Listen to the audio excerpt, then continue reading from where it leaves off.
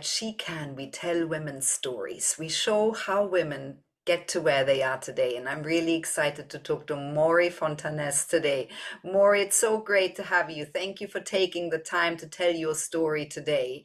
You're a purpose and intuition coach and founder of 822, a transformation consultancy. And you help people guide them back to their inner wisdom, creating an unending source of clarity and personal success. So tell us a bit more about that. Well, thank you for having me. Yes, this is really my life's purpose. I left a career of crisis management, which is really helping people manage, the decisions they make and their reputations, to go into this, because what I found is that often we find ourselves in crisis when we're not listening to ourselves and to our truth and our inner wisdom. And I, have dedicated my life to helping people find that truth. And when I think about being in your truth, I call that being in your higher self, the highest frequency of you that is aligned to dignity, to power, to clarity, to love. And that higher self is constantly whispering to us. And what I say is that our intuition is the language of higher self. So really teaching people how to still the noise that exists in all of us and tap into that beautiful language, that loving language of intuition, and use that as our guide in our lives. Where things become so clear. Yeah. Maury, tell us a bit more about that transformational journey that you went through yourself and now help other people find that purpose and that clarity. Yeah, absolutely. When you are making a life change like that, you come up against so many obstacles of your own making. These are the limiting belief systems that exist within you that have been implanted into you from the outside. I want to make that very clear. Our limiting belief systems are not organic to our system. They are invasive species. They are seeds that have been planted by other people's projections and other people's fears. And so for me, as a child of two immigrants growing up in the United States, really having to get past the limiting belief systems that I have, that I should be grateful for a steady job, that, as a woman of color, that I'm sitting in a room full of powerful white men and that I'm somehow, should be grateful for that seat at the table, really kept me in that job and in that role for longer than I think my soul really wanted. And there just came a day where that soul's calling, that knock, knock, knock, got so loud, I couldn't ignore it. And I think that happens when you're being called to really express your purpose in every way possible. So I had to do a lot of work on the fear that was coming up, the imposter syndrome that comes up that says, who do you think you are to create something new out of nowhere? And the shame that comes with being different, with embracing the fact that I'm intuitive and that I have gifts that I want to incorporate in the way that I help people, which we live in a culture that doesn't often value that sort of gift. And so I had to do a lot of work with a lot of healers, with my own journey and my own system, to navigate those, peaks of limiting beliefs and really tap into what's on the other side. And so because I've walked it, I always tell people I'll never ask you to walk a path I wouldn't have walked first. And so because I walked this path of overcoming these limiting beliefs about myself and tapping into my truest gift and truth, it's just like I feel like I have the roadmap and I'm just showing everyone the twists and turns. And what I always say is it's my job to reintroduce you to your higher self. And then from there, you will, when you're in realignment, you will do extraordinary things. Maury, thank you for that explanation. I want to give a quick shout out to Jennifer Freed, who put us in touch, which is so unbelievably kind. She is an incredible human who I'm so fortunate to call a mentor. And Maury, so tell us a little bit more how you do that. Do you deliver that in groups and in individual sessions? How do you work?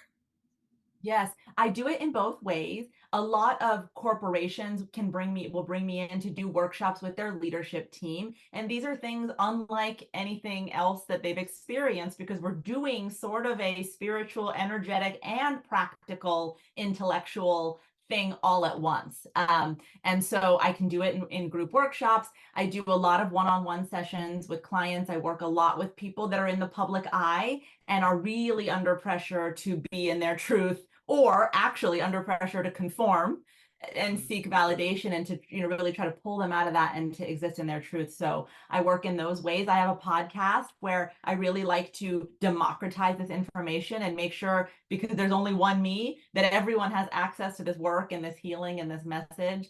And then I've just written a book too that comes out next year. So I'm really working on getting this message out in as many ways possible, whether it's one-on-one or in groups, or engaging in that work in another way. Amazing, Mory. Mory, so what would you say are your top qualities in the work that you do? You've been My top talking about your gifts. Tell us Yes. more about that.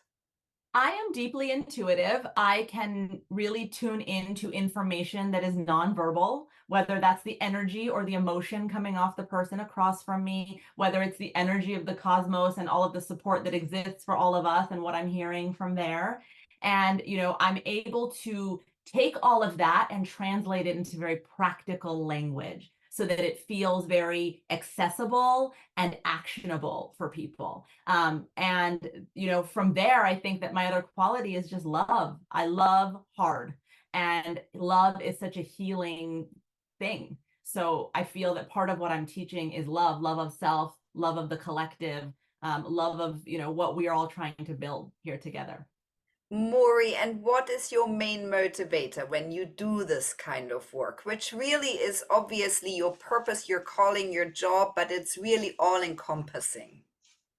It is to free myself and others of the suffering that comes with not living in your truth, of the suffering that comes from believing these limiting beliefs about yourself and existing in a state of fear. That once I realized that it didn't have to be that way, I knew I would never go back, and I live to wake people up to that reality too. So, Mory, give us some top tips. How can people access their higher self in practical steps? I think it's something that sounds wackadoodle still to a lot of people. So, Right. how can you put it in practical steps?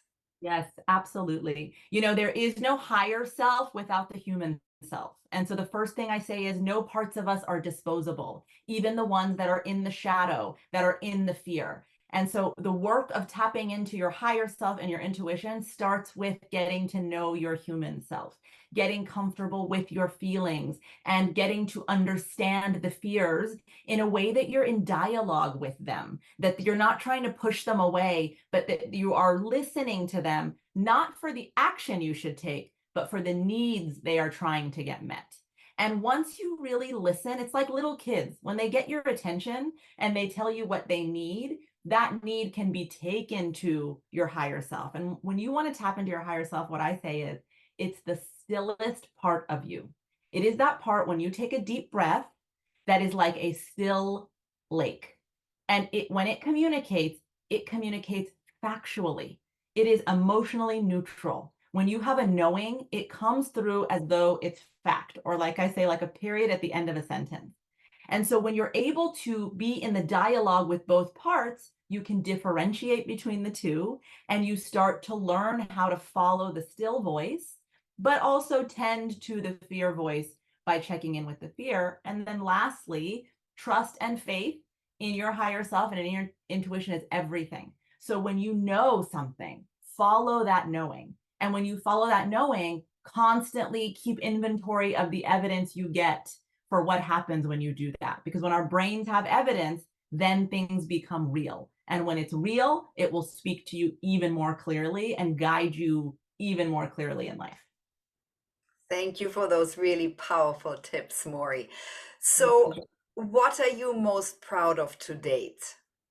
Oh, I'm so proud of my children and of the way they embody so much of this naturally. And I'm proud of the fact that I have the courage to jump off of the cliff and take the risks that I ask other people to do. And I'm very proud of this book that's just finished. It was a labor of love. It took 2 years, and I'm really excited for people to dig into it eventually. I can't wait for that, Mory. I'm wondering, Mory, what are your challenges? What are the things that you need to overcome? It's still that imposter syndrome. It's the story that likes to replay that says, who are you? to do this? You know, how do you know you're right? What if dot dot dot, right? Whatever is the end of that what if. I think that the imposter syndrome wants to keep me small to keep me safe. And so one of my challenges is, and I actually just said this today, is to just step fully into my power always without having to contract to make other people comfortable.